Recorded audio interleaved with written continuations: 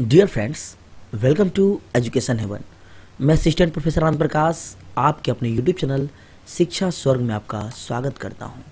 Friends, कल के लिए सबसे अच्छी तैयारी यह है कि आज अच्छा करो।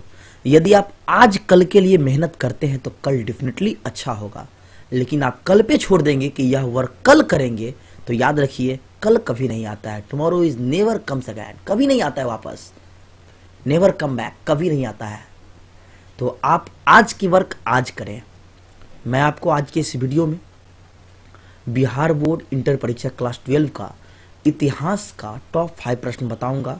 इससे पहले मैं आपको 8 वीडियो उपलब्ध करा चुका हूं और सभी मैंने 5-5 प्रश्न बताया है जो कि आपके एग्जाम के लिए काफ़ी इंपॉर्टेंट है, और यह आपका वीडियो नंबर 9 होगा, यानी 9।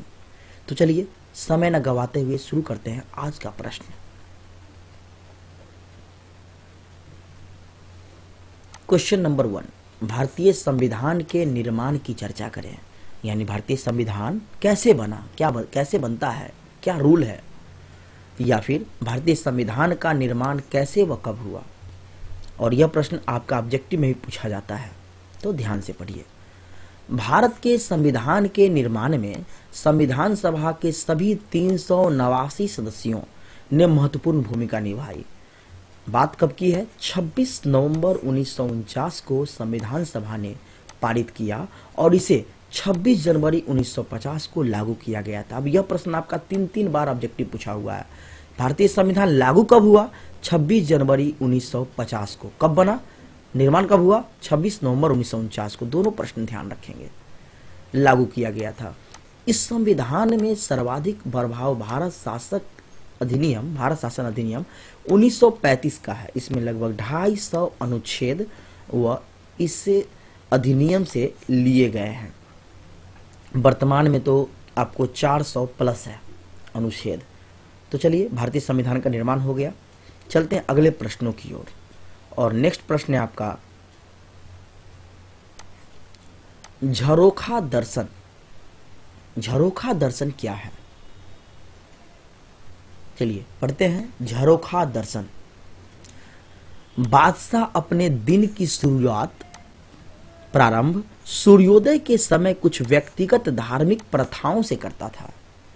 यानी कि हम लोग जो अपना कल्चर यूज करते हैं उसको, धार्मिक प्रथाओं से, और उसके बाद वह पूर्व की ओर मुंह किए हुए एक छोटे छज्जे अर्थात झरोखे में आता था। अब यहां देखिए, किधर?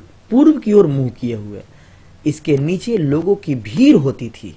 बादशाह जो होता था उसके नीचे जो उसके दरबारी गण से लेकर उसकी प्रजा सभी की भीड़ होती थी, जिसमें सैनिक, किसान, व्यापारी, शिल्पकार, बीमार, सभी बच्चे सहित औरतें बादशाह की एक झलक पाने के लिए इंतजार करती थी। अकबर द्वारा शुरू की गई झरोखा दर्शन प्रथा का उद्देश्य जन विश्वास को जागृत करना था। यानी जनता के विश्वास को कि मैं आप लोगों के बीच हूं, आप लोगों के लिए ही वर्क करता हूं।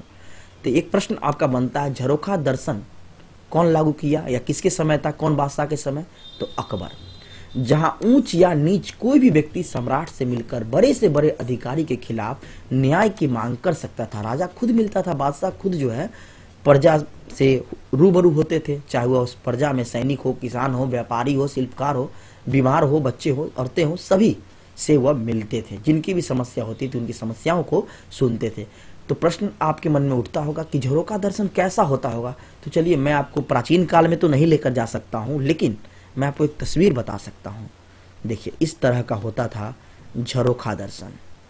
ये आपका बना हुआ है, ये रहे आपका बादशाह, है ना। यहाँ से आपको एक तरह से झांकी पार कर देख रहे हैं, वहाँ से लोगों से मिल रहे हैं, और इसके नीचे प्रजा, इनके सामने सब लोग हैं जो इनसे गुहार लगा रहे हैं, इनसे अपनी बातों को रख रहे हैं, समस्याओं को बता रहे हैं। उम्मीद है आपको समझ में आ गया होगा झरोखा दर्शन। चलते हैं अगले प्रश्नों की ओर। देखिए क्वेश्चन नंबर 3, सिंधु घाटी सभ्यता को हड़प्पा सभ्यता क्यों कहा जाता है? काफी इंपॉर्टेंट प्रश्न है आपका, 4-5 बार पूछा गया है। तो सिंधु घाटी सभ्यता को हड़प्पा सभ्यता इसलिए कहा जाता है क्योंकि हड़प्पा नामक स्थान पर ही सर्वप्रथम 1922 में रखाल दास बनर्जी ने उत्खनन करवाया। अब यह आपका वस्तुनिष्ठ में भी पूछा हुआ है। 1922 में सबसे पहले राखालदास बनर्जी जो है, राखालदास बनर्जी ने उत्खनन करवाया और नगर सभ्यता को प्रकाश में लाया, लोगों को बताया कि यहाँ नगर है, शहर है।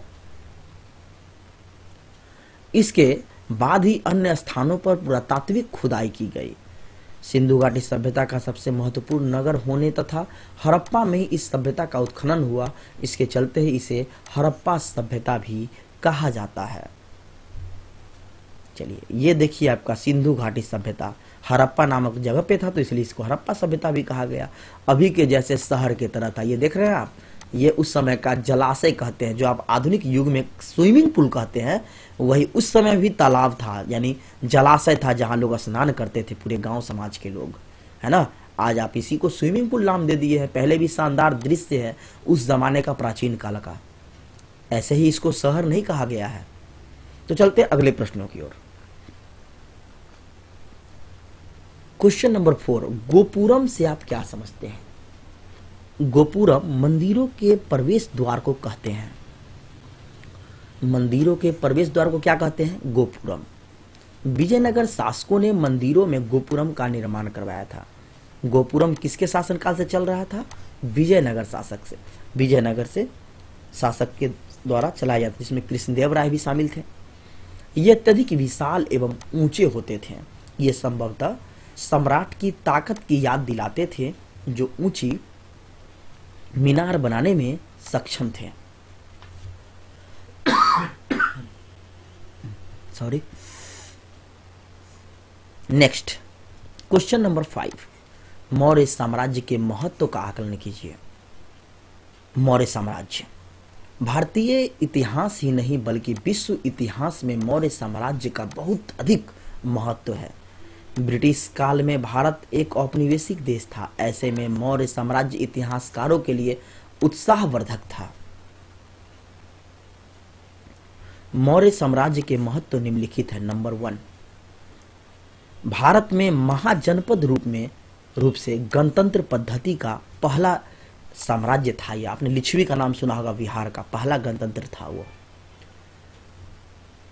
दूसरा, मौर्यकालीन पुरातत्व और मूर्तियों ने सिद्ध कर दिया कि मौर्य का विस्तार काफी बड़ा था। आपने चंद्रगुप्त मौर्य का नाम सुना होगा, जिसके पास हजारों हाथी, गायें थी, घोड़े थे, है ना, जिन्होंने कितने आक्रमणों से हम लोगों को बचाया, यानी पूर्वजों को बचाया है। नंबर 3, अशोक के अभिलेख अन्य देशों से भिन्न थे, इनके संदेश लिखे गए। सम्राट अशोक, जिनको हम लोग महान होने का संज्ञा दिया, यानी सम्राट अशोक जिसे कहते हैं, जिन्होंने बौद्ध धर्म को अपनाया, यह भी इसी से थे। नंबर 4, अशोक एक चक्रवर्ती सम्राट था, इससे राष्ट्रवादी नेताओं को बहुत प्रेरणा मिली। तो ये था आपका चंद्रगुप्त मौर्य के महत्व का कारण। फ्रेंड्स, मैंने आपको टॉप 5 प्रश्न बताया जो कि आपके एग्जाम के लिए, बोर्ड एग्जाम के लिए काफी इंपॉर्टेंट है, और इन्हीं सब प्रश्न को जो है घुमा फिरा कर पूछा जाता है। जैसे यहाँ है आपका मौर्य साम्राज्य के महत्व का आकलन करें, और कैसे बनाएगा प्रश्न? मौर्य साम्राज्य के प्रसिद्धि का कारण बताइए, मौर्य साम्राज्य क्यों प्रसिद्ध था, ऐसे करके आपको प्रश्न घुमा देगा। आंसर तो यही होगा। तो फ्रेंड्स, मैंने आपको टॉप 5 प्रश्न बताया, फिर मैं नेक्स्ट वीडियो में आपको नए प्रश्न के साथ मिलूंगा, जिसमें आपको नए नए प्रश्न बताऊंगा जो कि एग्जाम में आपको पूछे जाते हैं। तो फिर मिलते हैं नेक्स्ट वीडियो में, तब तक के लिए धन्यवाद। Thank you for watching this video.